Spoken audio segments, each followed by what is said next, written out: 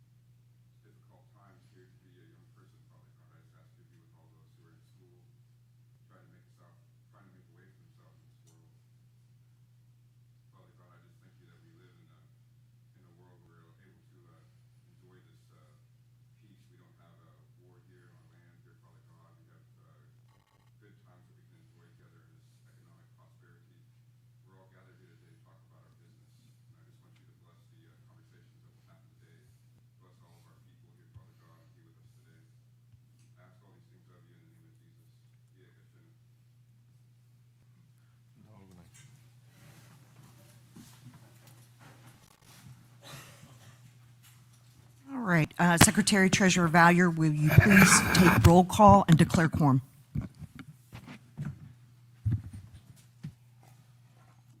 Chair Supinaw. Present. Vice Chair McKibben. Present. Secretary Treasurer Valier. Present. Member Mercer. Present. Member Davis. Present. Member Buffalo. Present. Member Giveswater. Present. Madam Chair, I declare a quorum. Great, thank you. Before we call for orders of the day, we do indeed have a resolution that's in the new business section that will be struck from the agenda. That's 072024-R. That one will be removed. Secretary Treasurer, would you please call for the orders of the day? Madam Chair, I call for the orders of the day as amended. Thank you. Business Committee, are there any corrections to the June 15th, 2024 meeting minutes? Hearing no objections, we're going to go ahead and take the vote. All those in favor of adopting the June 15th meeting minutes as distributed, please say aye. Aye. All those opposed? The ayes have it, and the motion is adopted. The June 15, 2024 meeting minutes are adopted as distributed. Let's go on to the approval, disapproval of the directors and subcommittee reports submitted. Is there a motion to approve? Madam Chair, I make a motion to approve. Second. We have a motion on the floor to approve the directors and subcommittee reports as submitted. Is there any discussion? All those in favor of approving the directors and subcommittee reports as submitted, please say aye. Aye. All those opposed? The ayes have it, and the directors and subcommittee reports are approved as submitted. We're going to go on to the Business Committee report. This was previously referred to as the chair's report, but we decided to make it much more collaborative. We've been doing that for the last few months, and it's worked out quite well. The following tribal members have passed away since we last met: Charles Wayne Arnold, DeAndre Jacob Bertrand, and Aspen Louise Bechtel. Please lift these Quapaw families and all families in your prayers, and let us join in a moment of silence.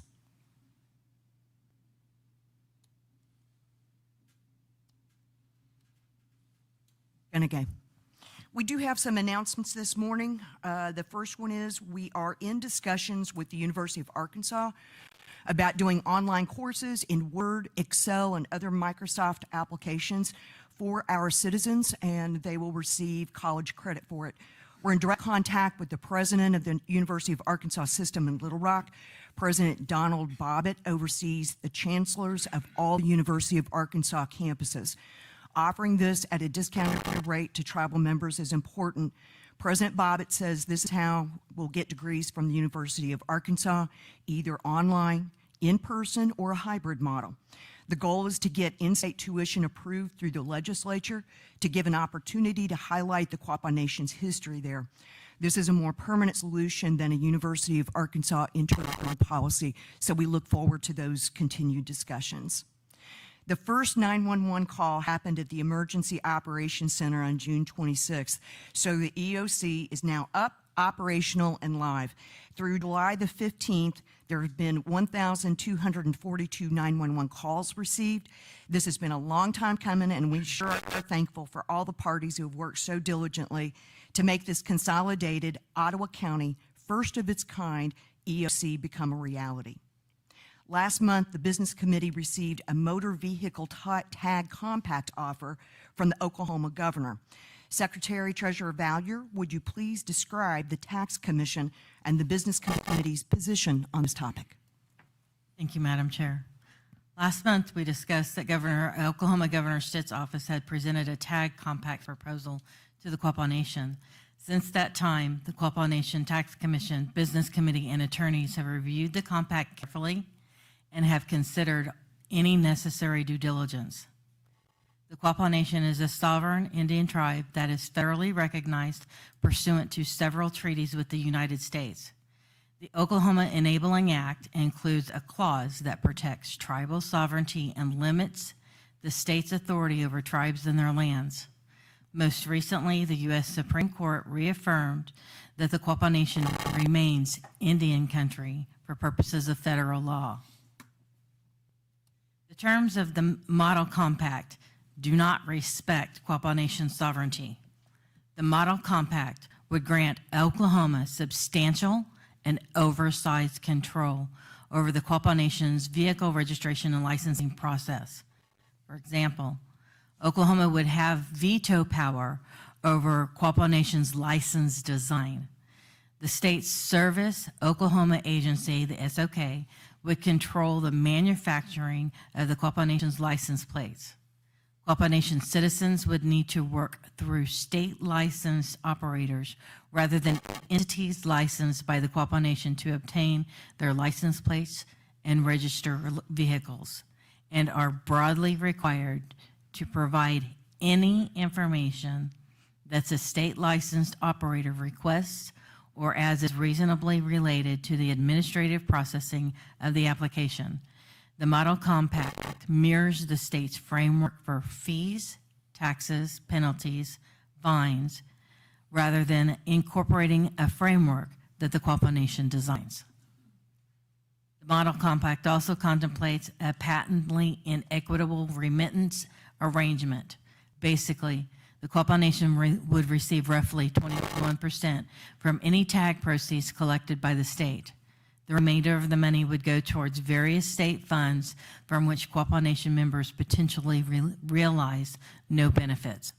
While we acknowledge that the Model Compact is as written contemplates Oklahoma taking on certain costs with respect to the vehicle registration and license process, the vast disparity between the amount of money that the state would collect versus remit back to the Quapaw Nation is unacceptable. Together, these terms suggest that the state views the federally recognized tribes as subjects to control rather than sovereign and independent governments. If Oklahoma State Governor Stitt's office is genuinely interested in negotiating fair and effective motor vehicle registration and license tag compacts with the Quapaw Nation, that it will need to eliminate or substantially modify the terms and provide us with a new compact template that respects our sovereign prerogatives. The Quapaw Nation Tax Commission and Business Committee have concluded that the proposed model is a one-size-fits-all compact that does not take into consideration the unique needs of the Quapaw Nation and therefore would not appropriately work for the Quapaw Nation members. Entering a tribal compact would negatively have an impact on the tribal tag department.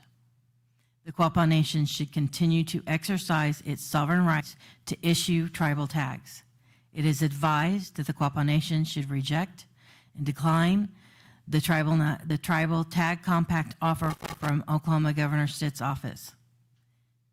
In conclusion, the Quapaw Nation will be exercising our sovereign prerogative to advise Oklahoma State Governor Stitt's office that we respectfully reject their tribal tag compact offer. Ganagay. Thank you, Secretary Treasurer. Member Davis, would you please give an update on the Good Eagle settlement remaining funds? Thank you, Madam Chair. Excuse me, I just have a brief update. First of all, we appreciate your patience while these decisions are made and the processes are carefully planned. This business committee understands the need to move forward swiftly, and as a result of this, a potential distribution of the remaining Good Eagle funds will be added to the special general council agenda for September 7th, and if it rolls into September 8th. Ganagay. Thank you, Member Davis. Member Mercer, would you please provide an update on the Ray Property Home Project? Yes, Madam Chair.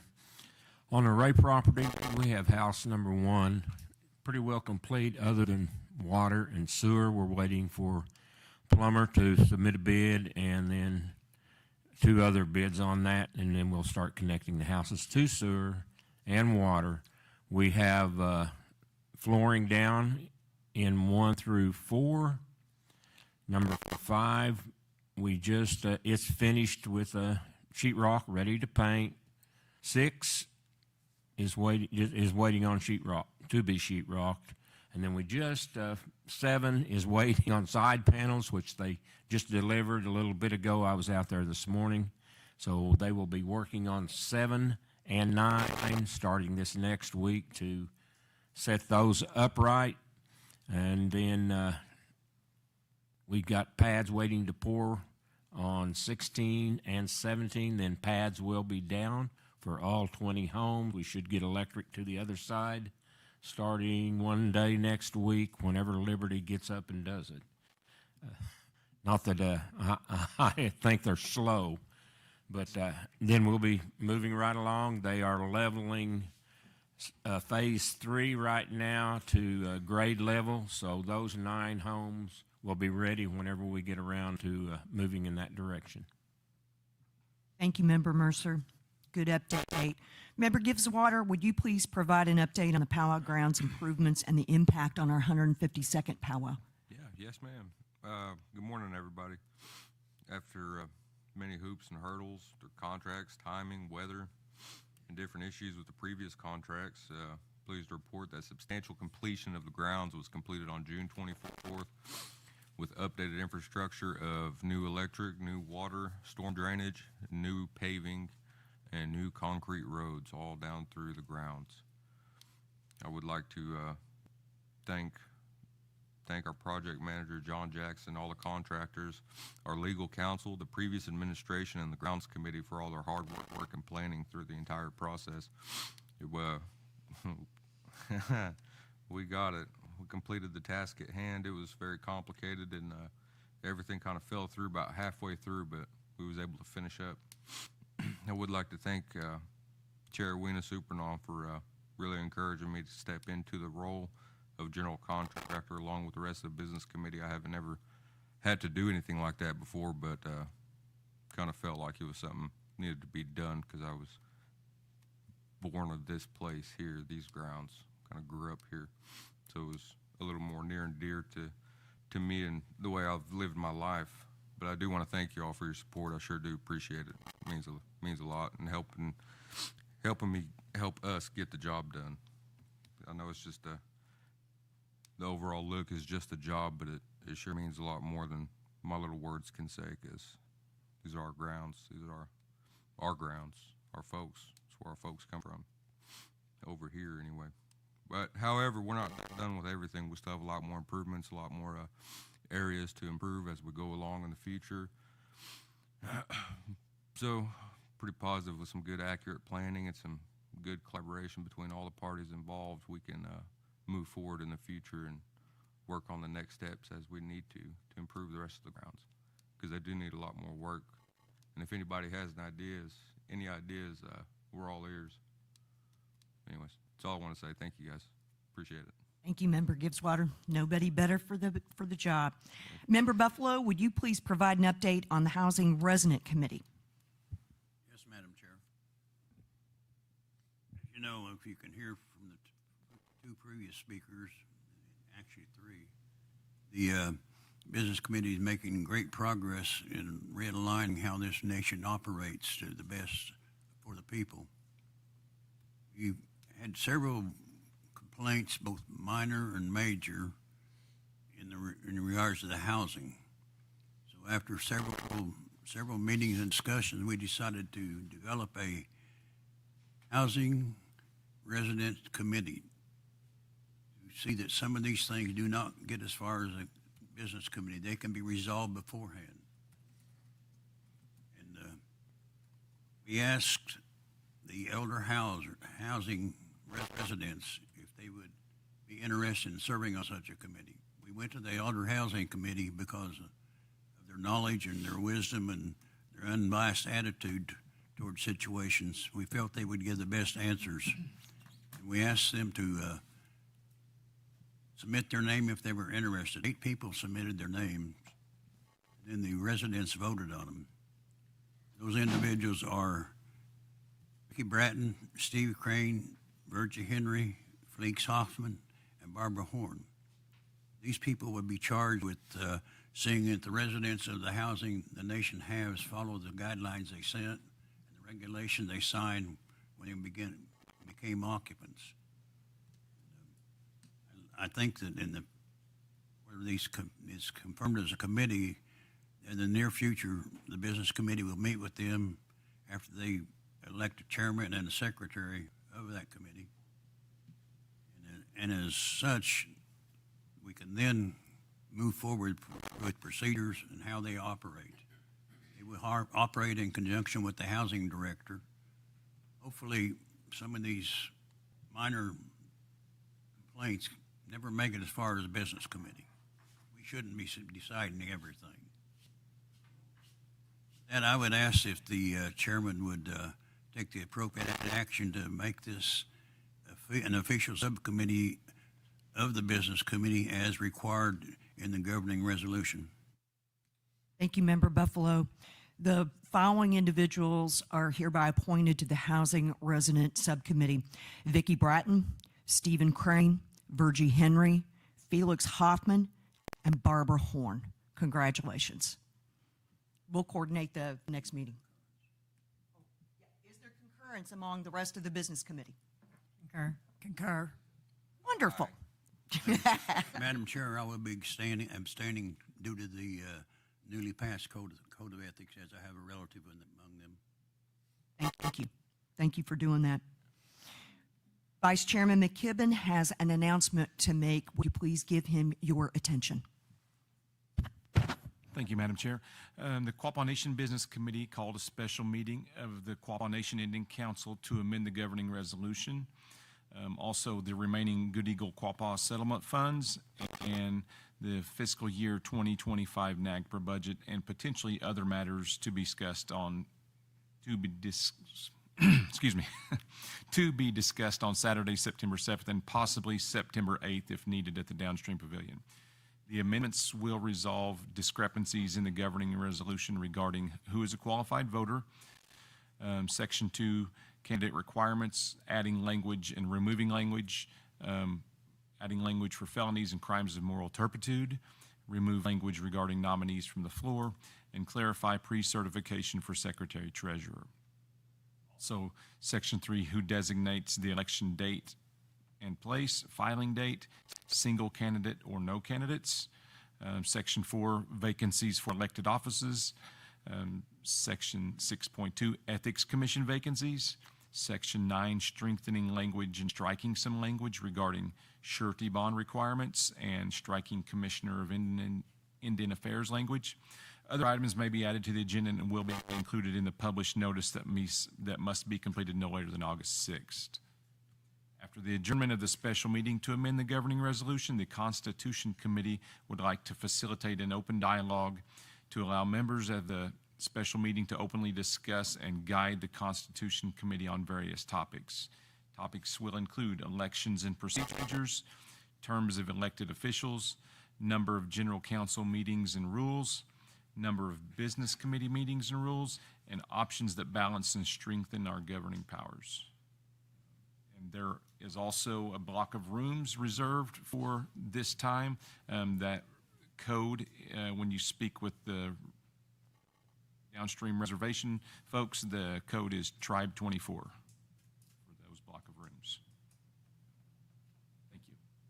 Thank you, Vice Chairman. Last item on the announcements, the Quapaw Nation has undertaken a request for proposal for our third-party administrator that helps us with our tribal member medical, dental, vision, and prescription reimbursement services.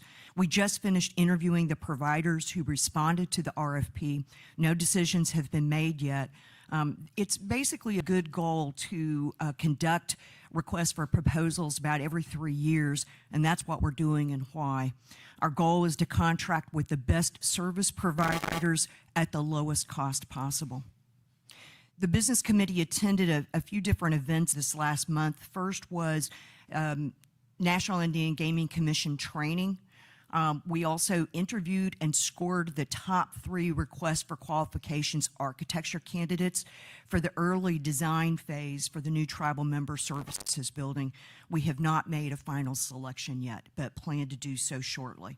The last thing we attended was the State and Federal Partnership Series, Serving Oklahoma 101, where Senator Mark Wayne Mullen and Oklahoma Speaker of the House, Charles McCall, provided an informative discussion with questions regarding state and federal representation, the importance of tribes and what they bring, including education, health care, and infrastructure to the state, are viewed as vital to the future success of Oklahoma.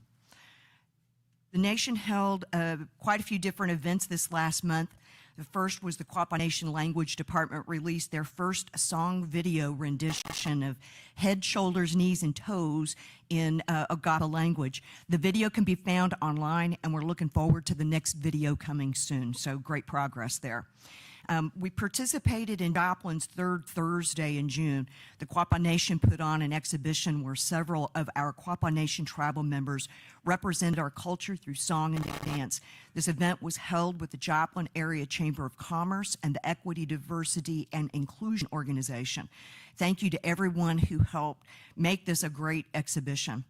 O-Guah-Pah Coffee's 1824 blend was launched that evening as well, and the 1824 blend commemorates the 200th anniversary of our second treaty with the United States government and is on sale at the museum, the fitness center, and Farmers Market Mercantile. Heard earlier this week that the blend, that 1824 blend, due to its popularity, is going to be available for much longer than originally planned, so that's great. We also held the annual graduation banquet. Thanks to the Higher Education Department, they were able to celebrate students graduating from high school, college, and vocational programs. Each graduate went home with a certificate and a prize, and the banquet has grown every year, and this was the biggest one yet. Congratulations to all of the graduates. There was a ribbon shirt class held for the 5th to 12th grade children through our youth program. Camp Quapaw was put on by the youth program as well. It was a great success. The camp catered to our youth in grades 2 through 12.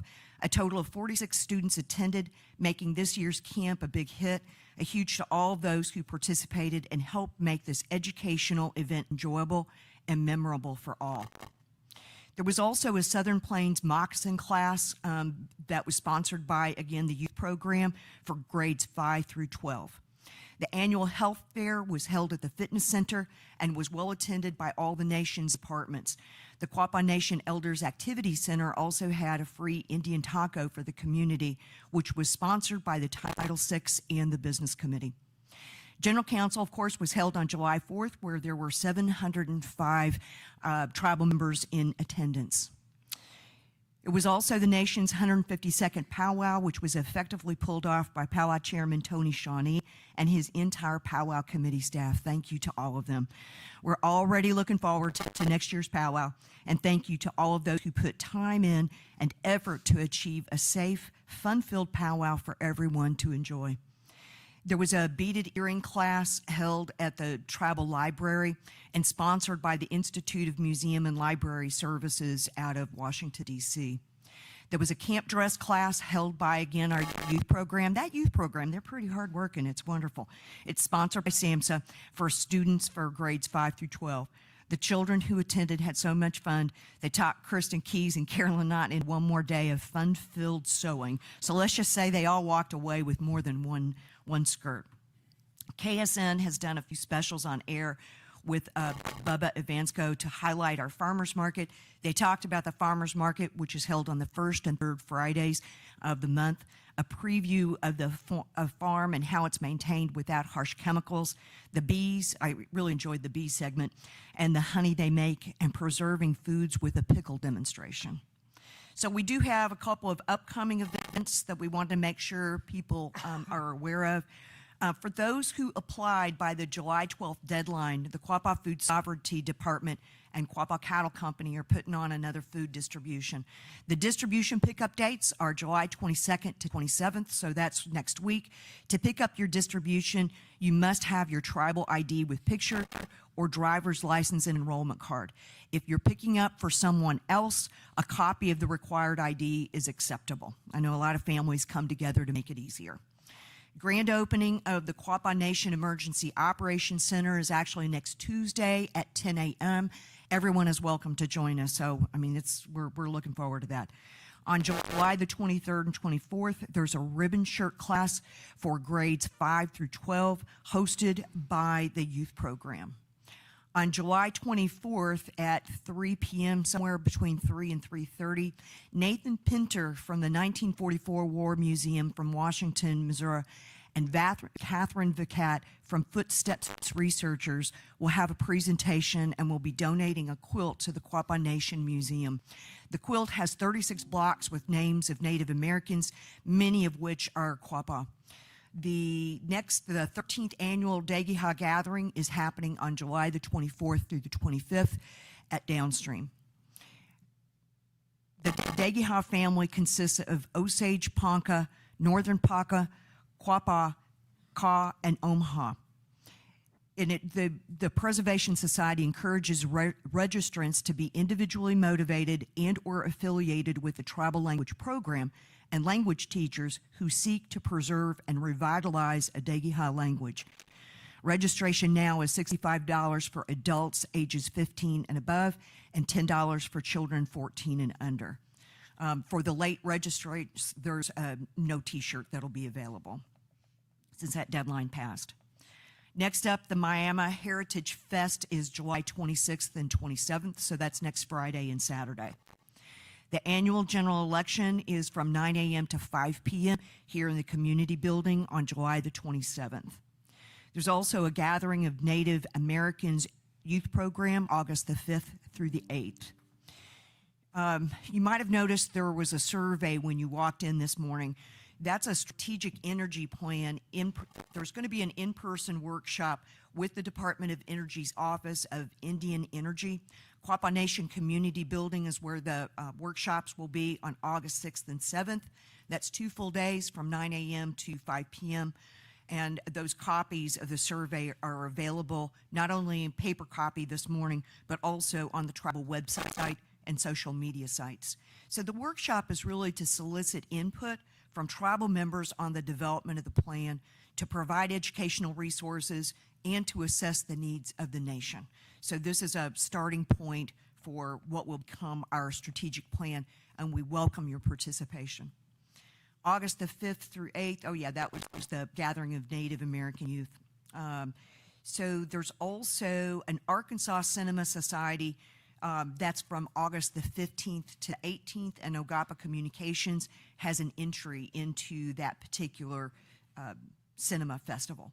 August the 17th, at the next scheduled business committee meeting, the installation of officers will take place. And then there's also a Fort Smith Film Festival, August the 22nd through the 24th.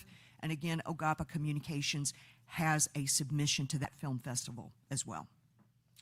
All right, briefly on the casino financial results.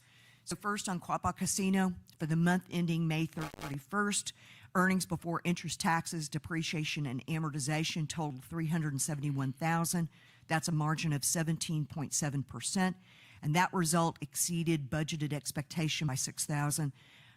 And year-to-date earnings before interest, taxes, depreciation, and amortization is $3.5 million higher, while the budget for year-to-date is 3.3. So this is a really good result. It's almost 105% of budget. Total net revenue from May showed a slight decrease of $44,000. All right, so we'll go on to downstream. June was a record-breaking month for downstream. June 2024 had the best slot win for any month of June in downstream's entire history. So that's a really, really great result. For the month ending June, EBITDA totaled $8.2 million with a margin of 46%. Total net revenue for June was $17.9 million, and it represents an increase from June of 2023 by about 1.5%. Debt reduction during June increased with the required quarterly payment of $7.5 million, and that payment brings the total debt eliminated to $167 million in the 31-month period since the restructure closed. And the next debt payment is due on September the 30th. Same amount, $7.5 million. For Saracen, net gaming revenues in June were up 5% compared to prior year. However, table game volumes continued to reflect a softening, finishing 26.1% below prior year and drop and revenue down by prior year by 28.1%. And we think it's attributable to the promotion at our competitor's hotel, primarily Oaklawn. Sportsbook handle in June experienced a 120.8% increase in volumes compared to prior year. It was a stronghold for the month and finished at 9.6%. For the fiscal year through June, sportsbook handle is up 153%, so we're continuing to increase those volumes tremendously. There's been considerable progress made recently with the structure of the event center podium. The 7th floor of the hotel development has been poured, and we even saw the beginnings of the 8th floor earlier this week and expect to add a floor every 2 weeks until the topping off in October.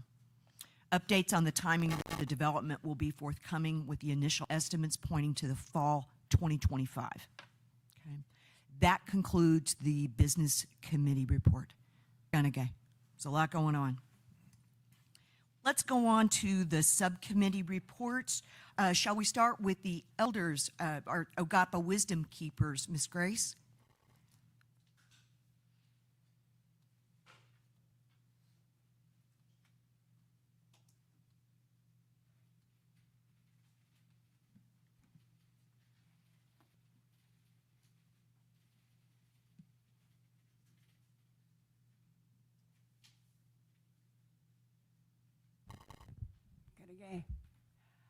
There was a meeting of the elder O-Guah-Pah people last week. And at that meeting, we did select a few more voices for our committee, our group. And they are Susan Davis, Carolyn Knott, Bill Daughtery, and Betty Uga'xpa. Those are in addition to Brenda Murray and myself. At the meeting that we had last week, excuse me, we are still looking towards a fall trip and learning some additional information on that. With the planning of the trips that we will have, we do indeed want to be inclusive. We don't want to turn any elder away. So that will be part of our planning that we will be doing. The elders had expressed interest of wanting to take a trip to see some of the mountains. We've been to several there in Arkansas and even over in Tennessee. So again, we are looking towards a fall trip, and we're also working with the other committees as far as the fall gathering, which is scheduled as well. We have a date now, we think, for our Christmas dinner, and that will be December 21st at Downstream. We have 3 elders who will be attending the language conference next week, and there will be other elders also there with other committees. Also, at our meeting last week, one of our elders did not receive a blanket at the general council meeting when elders were invited up, elders aged 90 plus. And so one elder was left without a blanket. So one of the things that we did at our meeting last week, we honored Charlie Button, and we gave her a blanket. Our next meeting will be August the 1st, and again, for all you elders, age 60 plus, we welcome you to our meetings, and we certainly do welcome your input. So again, that's news from your Uga'xpa, elder O-gah-pah people. Thank you, Grace. All right, do we have an update for the Culture Subcommittee?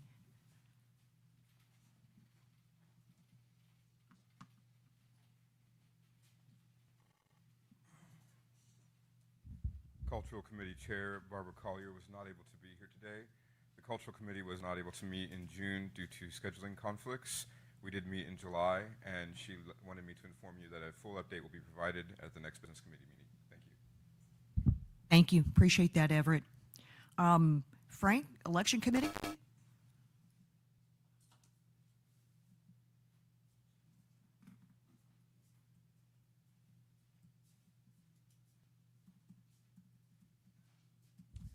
Good morning, everyone. I just want to remind what the chairman told us. We will be having an election right in this building next Saturday, 9 to 5.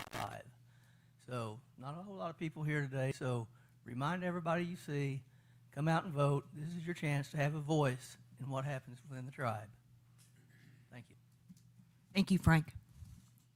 Constitution Committee, Roman?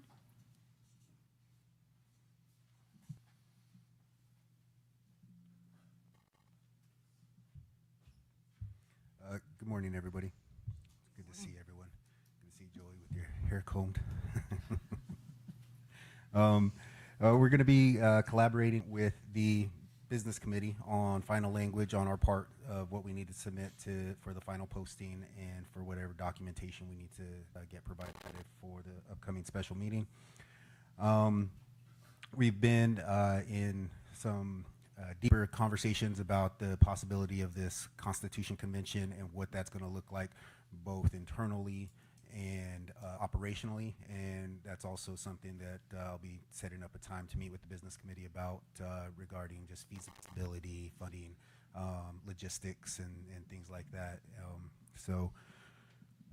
One of the things we're discussing is we announced at General Council that we would like additional delegates tribal delegates to be a part of this process with us. And so what we're discussing now is how does selection of that delegation work for us? So those are some things that you could look forward to us announcing coming up as we work out those kinks.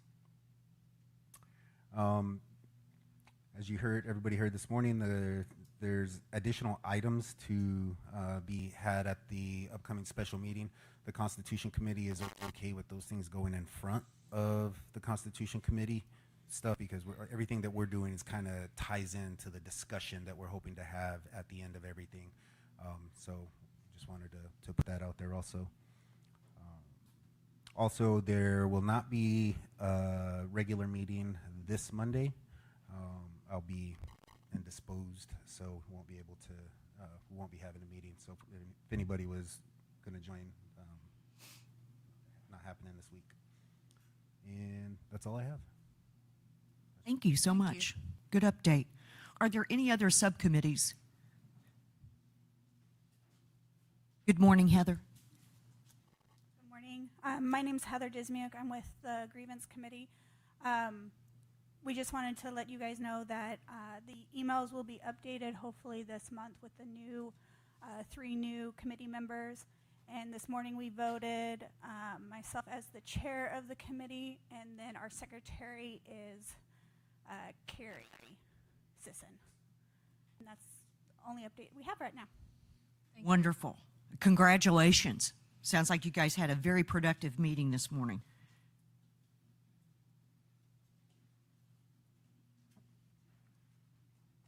Any other subcommittees? All righty. Let's go on to the Downstream Development Authority, Quapaw Casino Authority update. Cuggy?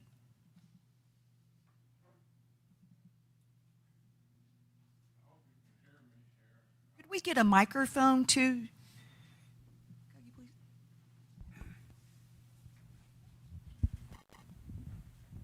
Thank you. Thank you. The Downstream Development Authority met yesterday, and we started the process of approving the budgets for the next fiscal year. We're going to do the downstream development, the downstream casino, and then we'll go to Saracen and Quapaw Casino. I anticipate that we'll have several meetings as we go through these, because yesterday was pretty productive, and I think it's probably going to take a month or so to go through it. I don't know. We're going to have to meet every week until we get them approved. That's my report. Thank you. I know this is a busy time of year trying to get prepared for the next fiscal year, so we appreciate the time and effort it takes to do a thorough budget review and analysis. All right, so we're going to go on to the executive director reports. So the executive director reports are targeted to the business committee. If others in attendance this morning have questions regarding those reports, please pose your questions during open forum. The executive director reports were posted to the tribal website earlier this week. Eric Boone, CFO, do you have anything to report beyond your posted submission? Thank you, Eric. Trenton Stand, Executive Director of Resource Management, do you have anything to report beyond your posted submission? The only thing I'll let you guys know, it was the final number for the meat distribution ended up at 939. 939 applications. That's incredible. Can you remind us what it was last time, Trenton? I think we were under 900 last time. It was 8 something. I can't remember. It substantially went up with every distribution. Wow, that's fantastic. Thank you. Jerry Helms, Interim Leader, Quapaw Facilities Authority, do you have anything to report beyond your written submission? Thank you. I was having trouble finding you in the room, Jerry. Steve Stand, Executive Director of Tribal Member Services, do you have anything to report beyond your written submission? Thank you. Charles Addington, Executive Director, Department of Public Safety, do you have anything to add beyond your written submission? Thank you, and welcome back. Everett Bandy, Executive Director of Culture, do you have anything to add other than what you've already submitted? Thank you, Everett. Barry Lindiff, Executive Director of O-Guah-Pah Communications, do you have anything to add beyond your written submission? Thank you, Barry. All right, let's go on to reading, correction, and approval of the phone polls. It'll take us a minute just to sorry, I got to get organized.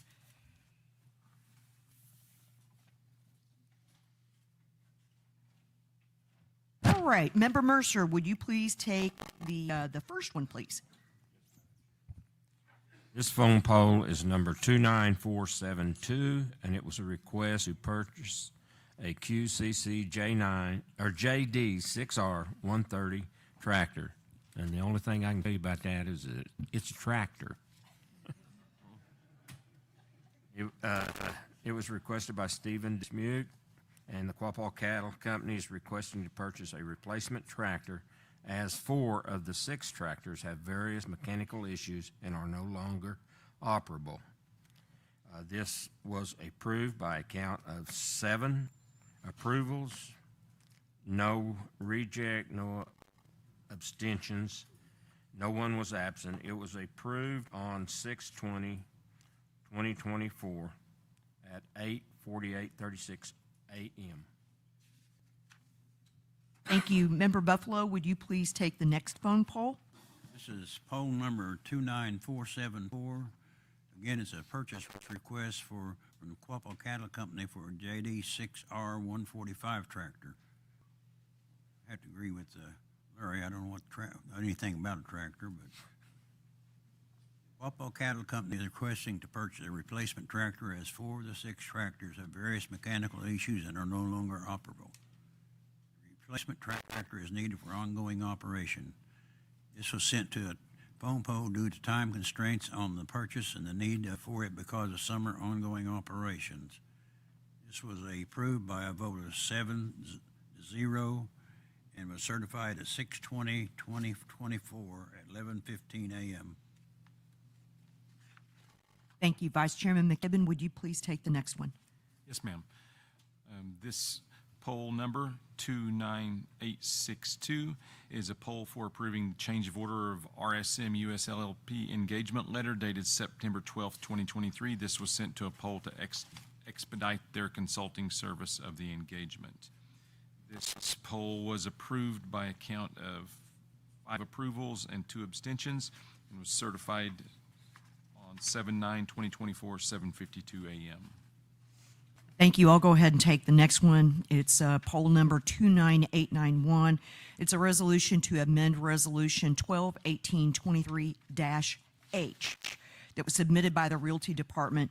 The resolution amends the legal description and corrects the statement locator within the exterior boundary on Resolution 12-1823-H, as in Harry. This was sent to a poll because the corrected documents are needed to close on the property that's scheduled for next week. The approval count was 7, and it was approved and certified on July 8th, 2024. Secretary Treasurer Valier, would you please take the next one?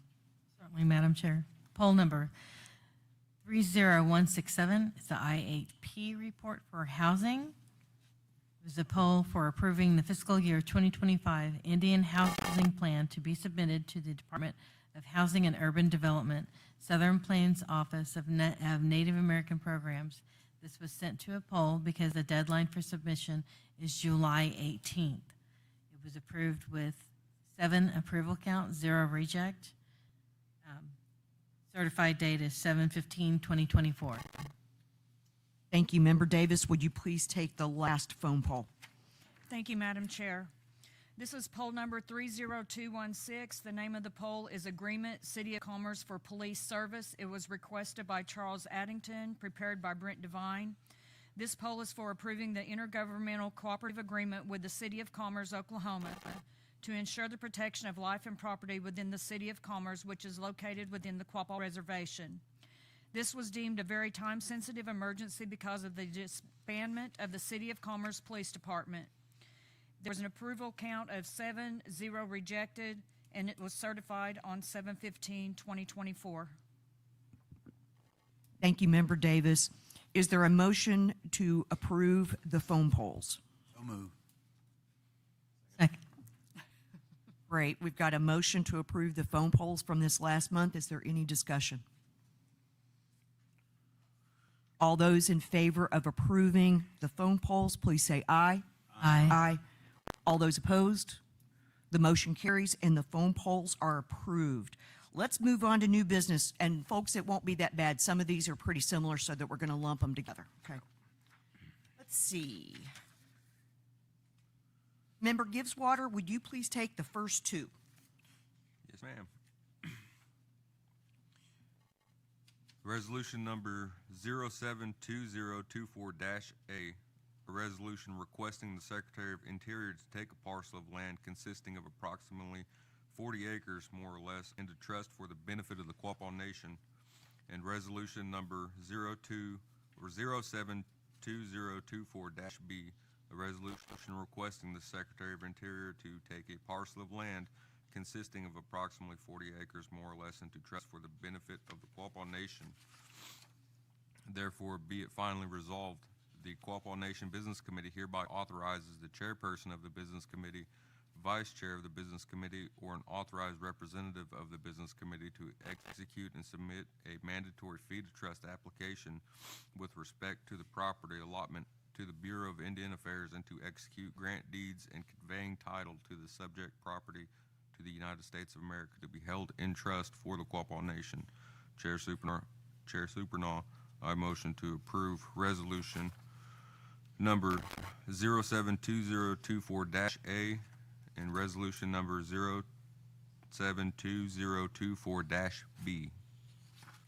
So one thing I wanted to point out before we proceed, I think I said it incorrectly. Can you also go ahead and cover resolutions D through G due to their similarity?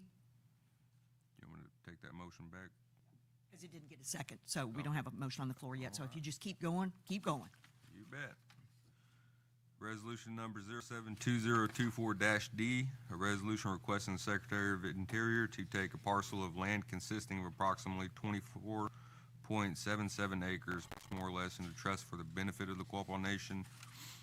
Resolution number 072024-E, a resolution requesting the Secretary of Interior to take a parcel of land consisting of approximately 195.95 acres, more or less, into trust for the benefit of the Quapaw Nation. A resolution number 072024-F, a resolution requesting the Secretary of Interior to take a parcel of land consisting of approximately 209.73 acres, more or less, into trust for the benefit of the Quapaw Nation. Resolution number 072024-G, a resolution requesting the Secretary of Interior to take a parcel of land consisting of approximately 19.98 acres, more or less, into trust for the benefit of the Quapaw Nation. Chair Supernaw also move to approve resolution number 072024-A, -B, -D, -E, -F, and -G. So motion to approve. Great. So we've got a motion on the floor to approve what Joey just said. Yeah. So is there any discussion, Business Committee? Hearing none, we'll go ahead and go to the vote. All those in favor of adopting and approving 072024-A, B, D, E, F, and G, please say aye. Aye. All those opposed? All right, the motion carries. So we've approved new business resolutions 072024-A, B, D, E, F, and G.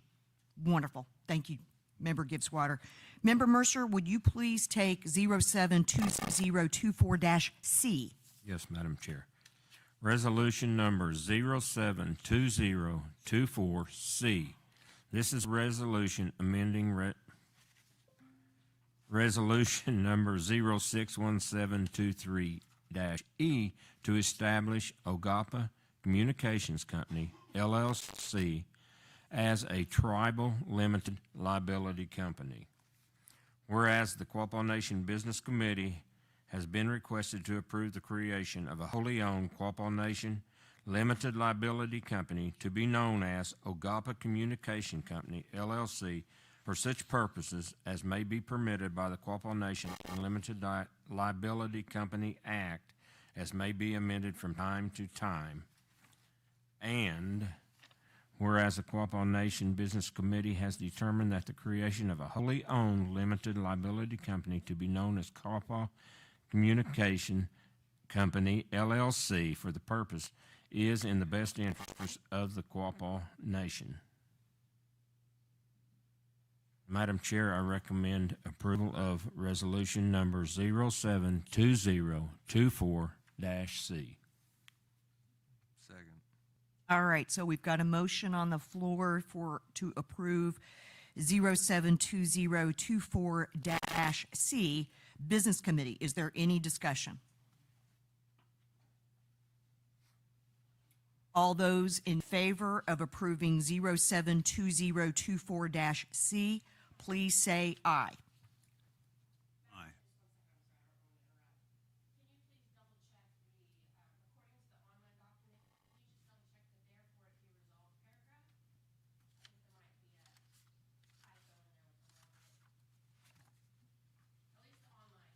Hold on just a second.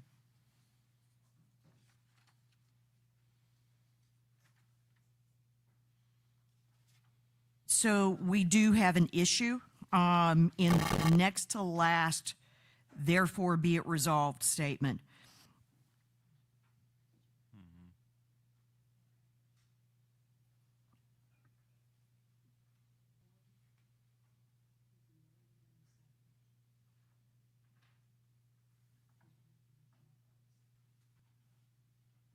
Madam Chair, I move to amend previous motion. Correct.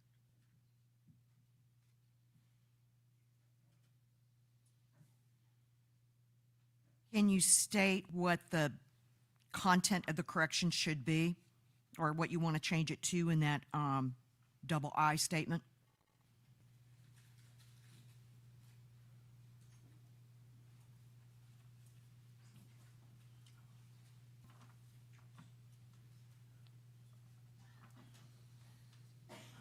Vice Chair.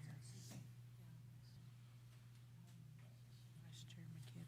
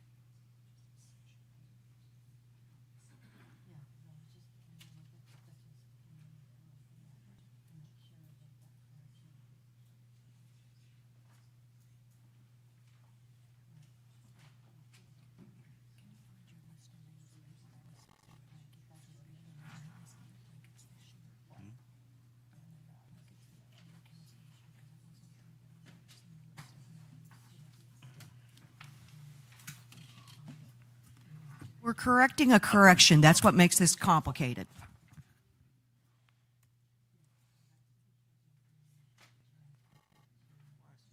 See it. Read right.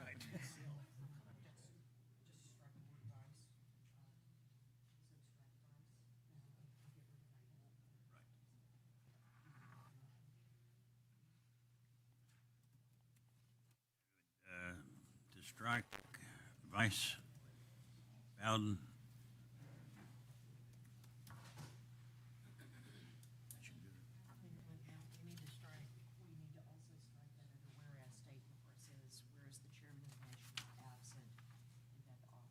That's on the first page.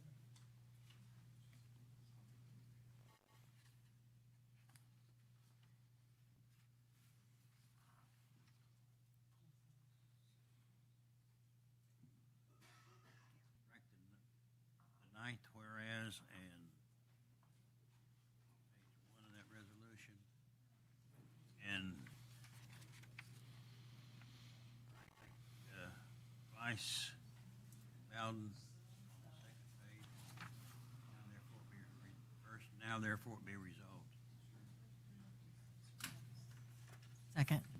Okay, so we've got an amended resolution on the floor for 072024-C to strike the ninth whereas paragraph, as well as the words vice and name Bowden, and the next to the last, therefore be it resolved statement. Is there any further discussion? We spot anything else, y'all? All right, hearing no further discussion, let's go to the vote. And what we're doing is approving Resolution 072024-C as amended. All those in favor, please say aye. Aye. All those opposed? Okay, so we're voting on the amendment now. All we're doing is voting on the amendment. All those in favor of the amendment, please say aye. Aye. All those opposed? All right, it's amended. Now we can go back to the overall resolution 072024-C as amended. All those in favor, please say aye. Aye. Aye. All those opposed? Motion carries. Giddy up. Okay. We're on to Member Buffalo. Would you please take 072024-H? Yes, ma'am. Resolution number 072024-H. A resolution to authorize a fiber optic right-of-way ROW request from an Oklahoma Cooperative Corporation and authorize the execution of the ROW on behalf of the Quapaw Nation. Now therefore be resolved pursuant to 25 CFR 169.110A1, the Quapaw Nation agrees that the compensation negotiated is satisfactory as it meets fair market value based on the appraisal of a similar proximal right-of-way of this kind, and based on the current 20 CFR 169.110A2, the Quapaw Nation requests a waive valuation as the right-of-way proceeds, provides a crucial service to the Quapaw Nation and meets the fair market value for fiber optic right-of-way easement in this area. The Quapaw Nation agrees that the compensation negotiated and a waiver of valuation is in the best interest of this right-of-way. Now therefore be resolved, the Quapaw Nation Business Committee, that the tribal chairperson or secretary treasurer or an authorized representative of the Quapaw Nation is hereby authorized to execute said ROW, promote tribal self-determination, and as such other uses as may be determined, including commercial operation, acceptable to the grantee. Now therefore be further resolved, by reasons stated above, the Quapaw Nation requests that the Superintendent of the Miami Agency grant the proposed right-of-way easement with, and Madam Chair, I move to adopt this resolution. Second. Great, we've got a motion to approve Resolution 072024-H. Is there any further discussion, Business Committee? Hearing no further discussion, we'll go to the vote. All those in favor of approving 072024-H, please say aye. Aye. All those opposed? The motion carries. 072024-H is approved. Vice Chairman McKibben, would you please take Resolution 072024-I all the way through Q? Yes, ma'am. Resolution number 02024-I. This is a resolution authorizing Catherine Wena Supinaw, Jesse McKibben II, Linda Valier Sigmund, and Eric J. Bone as authorized signatories on all bank accounts of the Quapaw Nation and remove all previous signatories from all bank accounts of the Quapaw Nation. Resolution number 072024-J. This is a resolution authorizing Catherine Wena Supinaw, Jesse McKibben II, Linda Valier Sigmund, Matthew Harkness, Carlton Saffa, Clarence Link, and Jim Burns as authorized signatories on all Saracen Development LLC bank accounts and remove all previous signatories from all bank accounts of the Saracen Casino and Resort, excluding cage accounts. Resolution number 0720244-K. This is a resolution authorizing Catherine Wina Supernall, Jesse McKibben II, Linda Valier Sigmund, and Mary Caballero as authorized signatories on all downstream casino and resort bank accounts, excluding cage accounts, and remove all previous signatories from all bank accounts of the downstream casino and resort, excluding cage accounts. Resolution number 0720224-L, a resolution authorizing Catherine Wina Supernall, Jesse McKibben II, Linda Valier Sigmund, and Mary Caballero as authorized signatories on all bank accounts of the Downstream Casino Golf Club, LLC, and remove all previous signatories from all bank accounts of the Downstream Casino Golf Club, LLC. Resolution number 0720224-M, a resolution authorizing Catherine Wina Supernall, Jesse McKibben II, Linda Valier Sigmund, and Eric J. Bone as authorized signatories on all bank accounts of the Quapaw Food Services Authority and remove all previous signatories from all bank accounts of the Quapaw Food Services Authority. Resolution number 0720244-N, a resolution authorizing Catherine Wina Supernall, Jesse McKibben II, Linda Valier Sigmund, and Eric J. Bone as authorized signatories on all bank accounts of the Quapaw Services Authority and remove all previous signatories from all bank accounts of the Quapaw Services Authority. Resolution number 0720224-0, a resolution authorizing Catherine Wina Supernall, Jesse McKibben II, Linda Valier Sigmund, and Mary Caballero as authorized signatories on all bank accounts of the Quapaw Casino, excluding cage accounts, and remove all previous signatories from all bank accounts of the Quapaw Casino, excluding cage accounts. Resolution number 0720224-P, a resolution authorizing Catherine Wina Supernall, Jesse McKibben II, Linda Valier Sigmund, and Eric J. Bone as authorized signatories on the O-gah-pah Coffee Company, LLC accounts. Resolution number 0720224-Q, a resolution authorizing Catherine Wina Supernall, Jesse McKibben II, Linda Valier Sigmund, and Eric J. Bone as authorized signatories on the O-gah-pah Communications Company, LLC accounts. And therefore, it be resolved that the Quapaw Nation Business Committee does hereby authorize Catherine Wina Supernall, Jesse McKibben II, Linda Valier Sigmund, Eric J. Bone as authorized signatories on Quapaw Nation bank accounts, Saracen Casino and Resort bank accounts, excluding cage accounts, signatories on Downstream Casino and Resort bank accounts, excluding cage accounts, signatory on any Downstream Casino Golf Club, LLC bank accounts, signatory on Quapaw Food Services Authority bank accounts, signatory on any Quapaw Services Authority bank accounts, signatory on any Quapaw Casino bank accounts, excluding cage accounts, signatory on the O-gah-pah Coffee Company, LLC account, signatories on O-gah-pah Communications Company, LLC accounts. Madam Chair, I move to adopt these resolutions. 0720224-I through Q. Second. Great, so we've got a motion to approve Resolution 0720224-I, J, K, L, M, N, O, P, Q. Is there any discussion, Business Committee? One thing I wanted to bring out is, for those in the audience, you may recall, we have gone through this exercise a whole multitude of times over the previous months. Unfortunately, the banks do not take kindly to the use of nicknames. They only acknowledge formal names from our birth certificates, which is what has necessitated these changes. All those in favor of approving 0720224-I, J, K, L, M, N, O, P, Q, please say aye. Aye. All those opposed? The motion carries and the resolutions are approved. All right, so that concludes new business.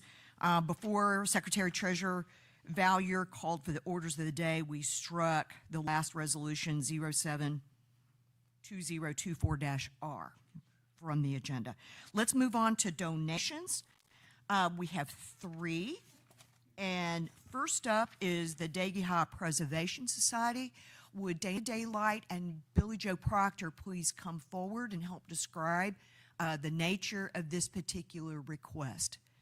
These are our 2 Quapaw tribal members who are part of the board of director of the society.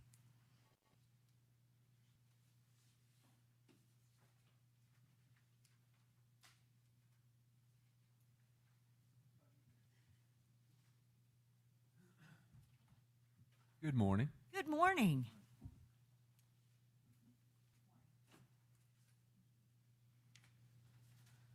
Well, I guess we're here on behalf of the O-Guah-Pah Preservation Society, and I believe many of you have attended the event that has Quapaw Tribe has hosted for quite a while now.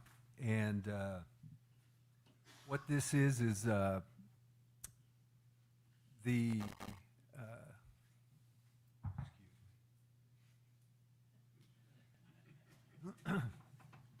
this is just a letter that the chairman, Bill Lynn, has sent out to all of the tribes, our 5 tribes, including the 6 tribes with the 2 Ponkas, that's requesting a $10,000 donation.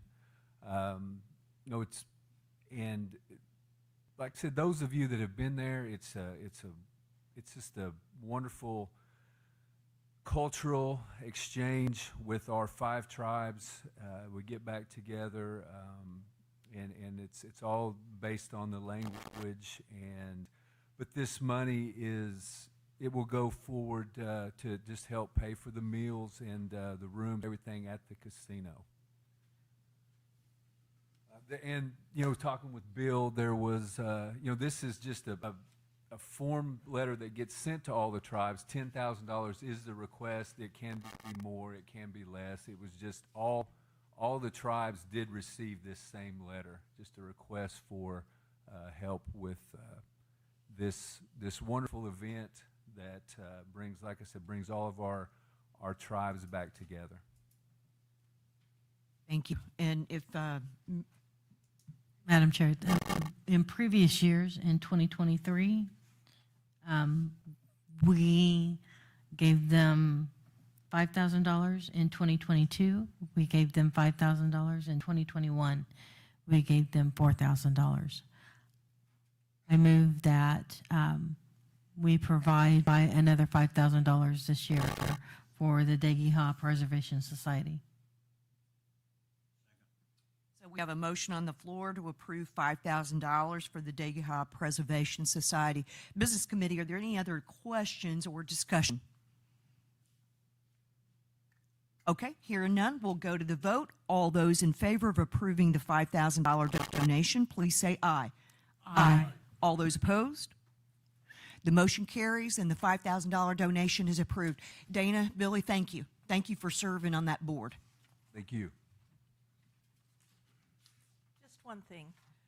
In your next year, when you think about this, I would consider, or at least ask you to consider giving more, because it is such a big undertaking.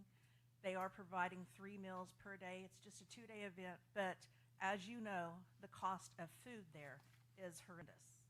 It is. It has gone up tremendously even these last couple of years. You're absolutely right. Thank you.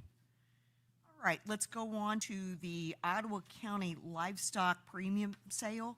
I think, Trenton, you've agreed to speak to this particular donation request, considering your past experience with it. Yes, so as I understand it, in the past, I spoke with Mitch. He said it's been a few years since the cattle company side has provided a donation, but when they had participated in that, he said usually it was triggered by a tribal member that I think has been involved, and usually there's basically 3 tiers, as I recall, of the types of donations. I think what you guys received was just a general form request, so they're open to anything, but how it's structured is anything less than $250, they just welcome. Anything over $250, you get recognized as a buyer in the premium sale. And then they offer the opportunity, or welcome the opportunity for anybody to come and actually bid in the premium sale there on site. So that form's set up to identify which type of donation that you're interested in doing. Like I said, the $250 or more, you'll get listed as a buyer for the sale.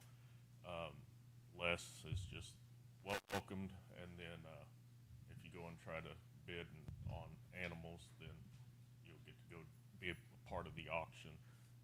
I don't know on the admin side in years past. I know back when I showed through high school, I think the tribe actually did come and bid on one of my animals when I was in high school, but I don't know on the admin side how much participation has occurred recently. I was just able to talk to Mitch, and he said it's been a few years since they participated, but when he did, it was like the $250 buyer amount.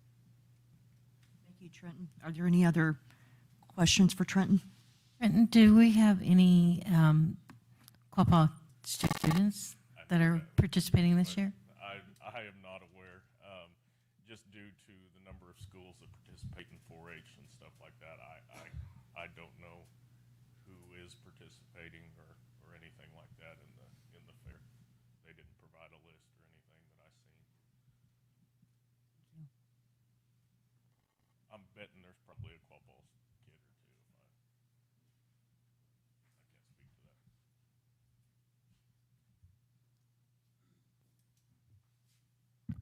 that. Madam Chair, I'd be making an assumption, but we had some the last 2 years because we helped them with the showing of their animals. Madam Chair, I'd like to make a motion that we donate $500 to the Ottawa County Livestock Sale. All right, so we've got a motion to approve $500 for the Ottawa County Livestock Premium Sale. Business Committee, are there any additional questions?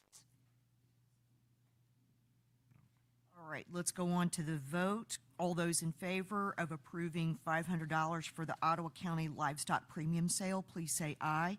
Aye. All those opposed? The motion carries, and the $500 is approved for Ottawa County Livestock Premium Sale. The last one is My House Sober Living. Thank you.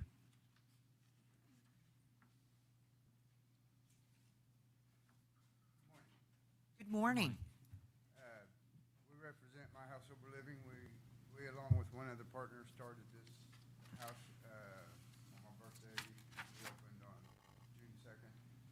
We have a 9-bedroom house. We've just recently acquired 2 more rental properties we're going to use. We are self-funded. We have, at the moment, we have 22 clients. 9 are tribal, 2 are Quapaw tribal members. Like I say, we're self-funded. We do clean up for the cities. We try to do, we don't really accept donations. We want to work for what we got. We have several businesses that hired our people. Currently we have, I think, 18 employed now. A lot of them are coming straight out of prison, off the streets, you know. We're just trying to change this community. Trying to help people become productive members of society. So, anything you guys can do tremendously helps. Thank you. And I see that the donation request is for ground beef, rump roast, chuck roast, arm roast, for an estimated total of $479.75. Is that correct? Okay, thank you.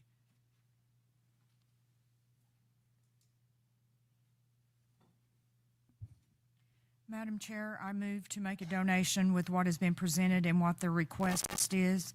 And I just want to personally say thank you for what you've brought to the community.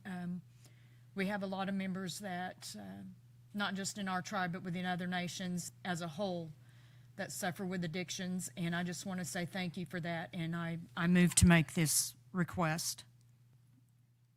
Round that up. Yes, I would move to round that up to $500 worth of meat. second that. Great. We've got a motion on the floor to approve the a rounded figure of, equivalent to $500 for these meat items. Are there any further questions, Business Committee, or discussion? Hearing nothing further, let's go to the vote. All those in favor of approving the donation, please say aye. Aye. All those opposed? The motion carries. The donation is approved. Thank you for being here this morning. All right, so that's all the donations for today. Let's go on to open forum. Just as a quick reminder, in order to speak, an individual must have submitted the form or must pertain to topics on today's agenda. There is a 5-minute time limit, 1 trip to the podium. Please be respectful, use the microphone. We do have 2 individuals who submitted the form, so let us hear from them first. First up, we've got Bonnie Schalk.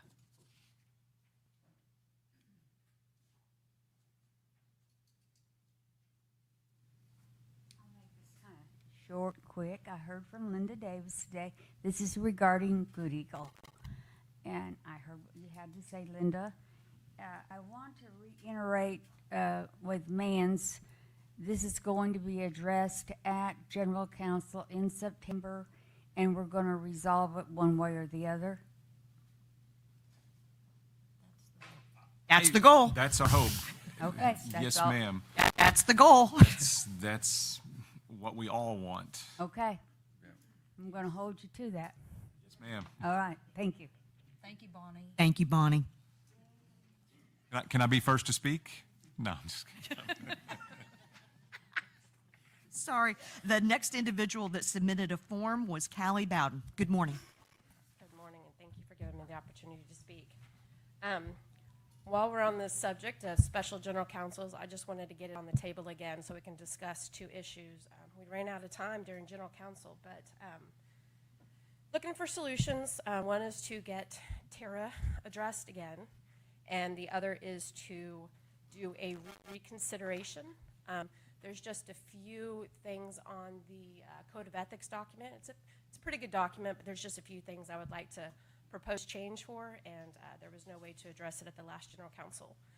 So I'm here today to see if we can find a solution to try to get a special GC to discuss those 2 issues.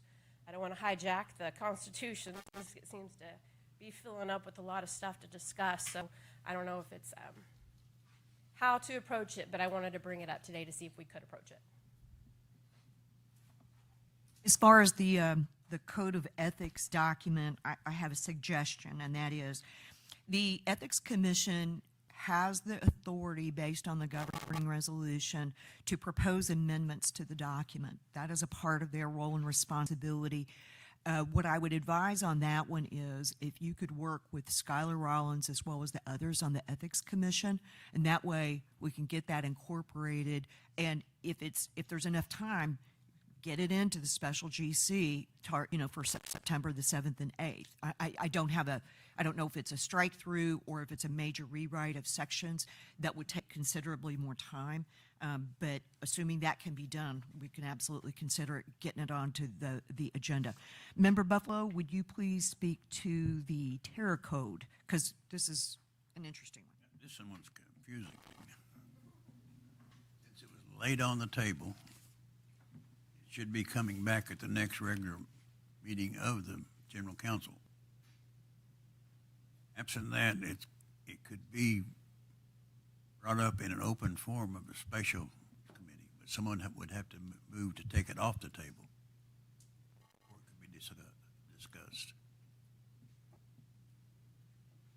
So that's in where my question lies, is to have a meeting to specifically address it. I thought it was going to be on the agenda for the current GC that we had, and when it came to open forum, it was, well, everybody was there. There was no talking about it, so it's trying to bring it back to the table. I don't want it to be forgotten. It was proposed 2 years ago, put on the table, was supposed to be brought back up, didn't happen. I don't know if it died. I don't know if it still needs to be brought up. I don't know if we have to wait till next year. Not pointing fingers or anything. I just want to find a solution to get it addressed so we can talk about it and take it or not. That's the simplest way to do it, would be to wait, but it can be brought up if it's taken off the table in open forum at a special meeting. In a special meeting, That's the way take it off the table. That's the way the attorneys interpret it, so. Okay, so how do we get that special? Right, so what we can do is, if I assume we don't want to wait until next 4th of July, who knows what's going to be crowding the agenda at that point. What I would propose, because we have such substantive topics to cover on September the 7th and 8th, and maybe even potentially changes to the ethics document, we'll just call another special general council meeting, in the early winter, December. Dance card tends to be pretty full, but early winter time, and bring it forward because it is important. Based on the latest turn of the document that was made available out on the tribal website, it's pretty substantive and it has an extensive transition timeline to really operationalize it. It's not just a matter of a 5-minute, let's appoint some people and we move on.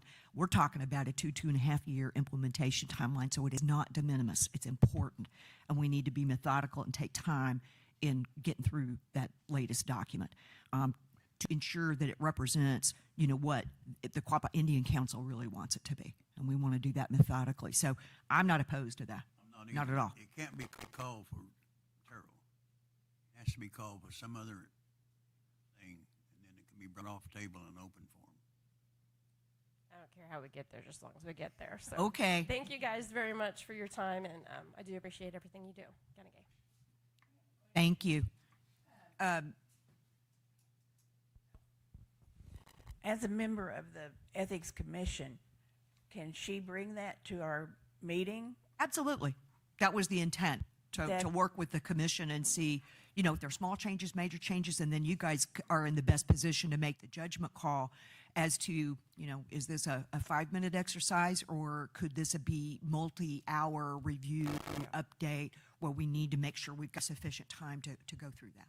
Our next meeting is August 23rd. August the 23rd. Tuesday night, 6 o'clock. Or is that Zoom? I'm sorry, 5:30, or I think he changed it to 5:30 at the admin building. All right, next up on open forum. Good morning. I just wanted to touch on something that you spoke about in the business committee's thing. The Native Connections Youth Program, the GONA Gathering of Native Americans. I got to participate in the GONA last year that we had here. And please sign your children up for this. Please sign your teenagers up for this. If there's a way for you to participate with them, do it. To know that these men and women not only take from their lives, but they also, their families are involved in this, and they're traveling to every nation, and they are giving our people the resources to work together to heal from trauma. And it's a very beautiful experience. And I just wanted to thank Kristen for keeping up with them and for bringing this to our youth. That's all. Thank you, and that's August the 5th through the 8th. Okay. Anybody else for open forum?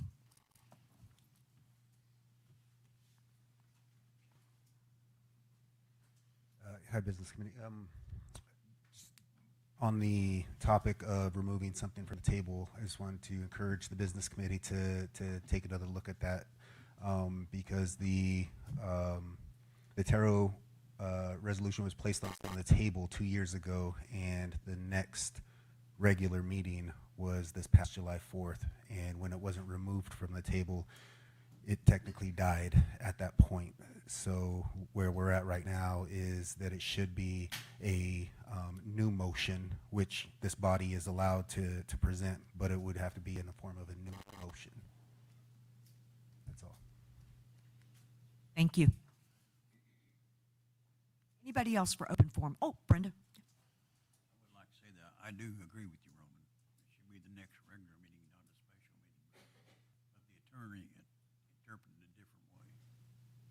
clear in Robert's rules where it should come up, and the fact that it's dead.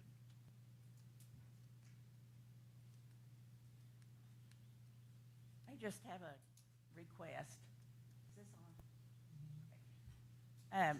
At the general council, when we presented blankets to over 90-year-olds, I think that should include even the 90-year-olds that couldn't attend general council. And our oldest member is 98 years old last Christmas, and she is in California. And I think we ought to send something of recognition to her.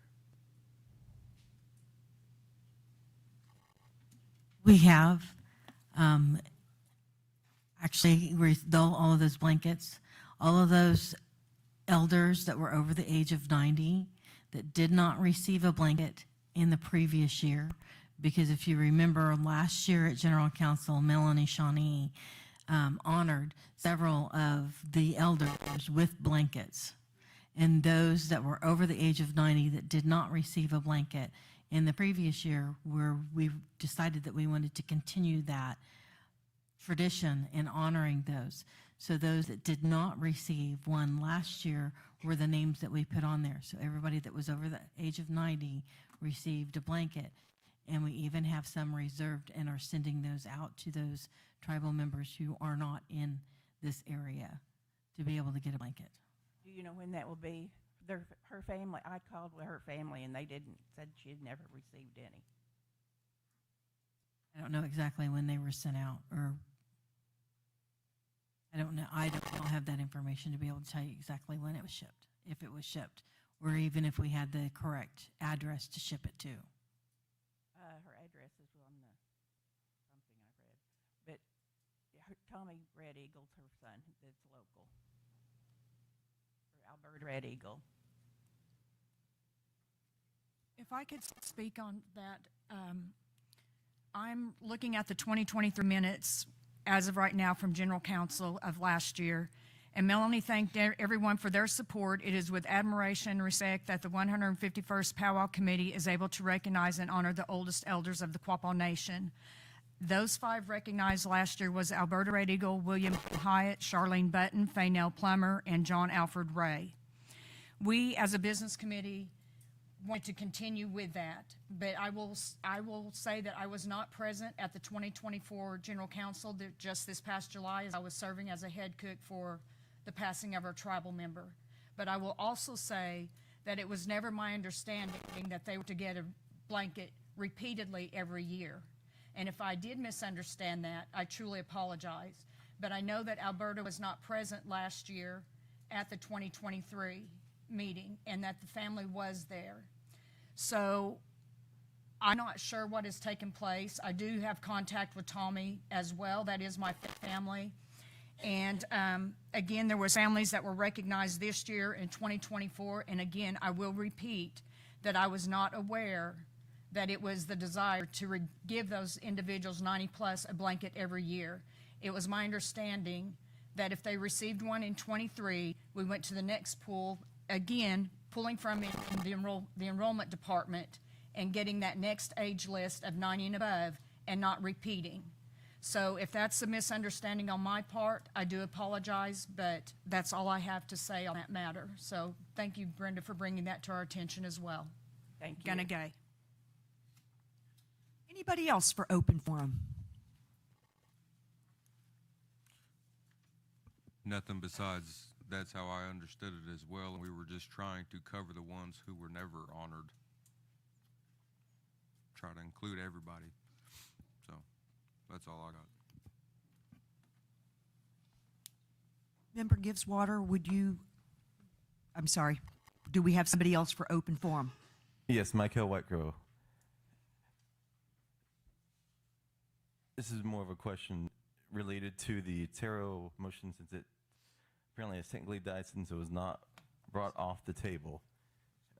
For the election committee, is it possible to get a petition to force a special general council for Taro?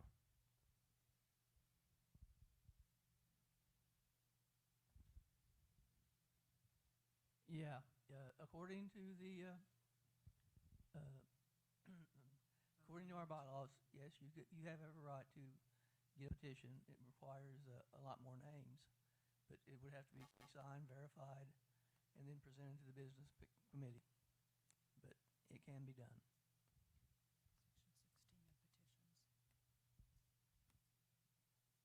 Thank you.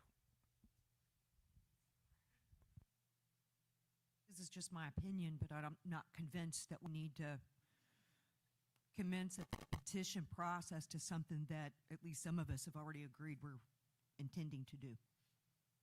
I hate to see people go through that, because according to the governing resolution, it requires 30% of the enrolled members for the people to force a special GC. I don't think it required. I don't think that's necessary is my only point.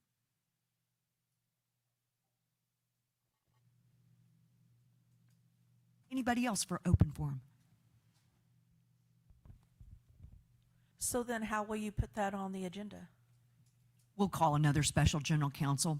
9-7 and 9-8, we'll take a look at what the Constitution Committee's got. We haven't finalized the agenda at this point, Dana. So if we think there's sufficient time, let's just get it added to it. We'll say, okay, let's make a new motion to get Tara reconsidered. We'll go through the review and hopefully get something important reviewed. But if there's, based on the 2 days that are being planned right now, if we don't think there's enough time, we'll just call another special general council. I'd like to add too that just because tarot died on the table does not mean that the documentation that's already out there can't be reused. We can still use that. Oh, absolutely. It was updated as recently as, I want to say, June the 24th. Yes.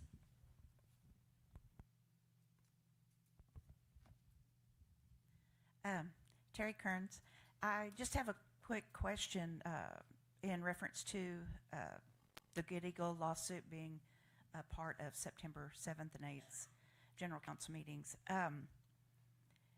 During the July 4th, something was misspoken, and I just wanted to clarify that. It was mentioned that all of the tribe paid for the $44 million that went to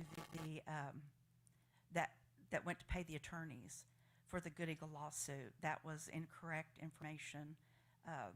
As in every lawsuit, the settlement money, the attorneys are paid off of the top of that. So that did not come out of the tribal members' pockets. That came off of the top of the Good Eagle settlement monies. So I just wanted to clarify that to make that known. So because it made me feel like it kind of tainted the voting process in Actually, Terry, redistributing that monies. the money that was paid to the attorneys was paid for by the Quapaw Nation. There was over $11 million that was paid directly by the Quapaw Nation to the attorneys for that. As far as I know, there were no funds from the settlement amounts that was paid to the attorneys. Okay. Well, I'd been reading Mom's stuff. She had every document. She served on that committee for almost 20 years, and that's in the latest documentation. That's the way I understood it, and that's the way she'd explained it to me as well. But I've recently read that the tribe was, if the tribe was out any monies, they were supposed to be reimbursed off of the top of that. Because I can't remember the exact amount. It was like 130 more million or something like that was supposed to go to the tribe or something, and they were fussing about it a little bit, I think. But that's what I understood from the paperwork, is that the tribe, if the tribe was out of pocket money, the settlement monies, the tribe would be reimbursed first. So, I mean, that's what I just wanted to make clear, to see which way it really is.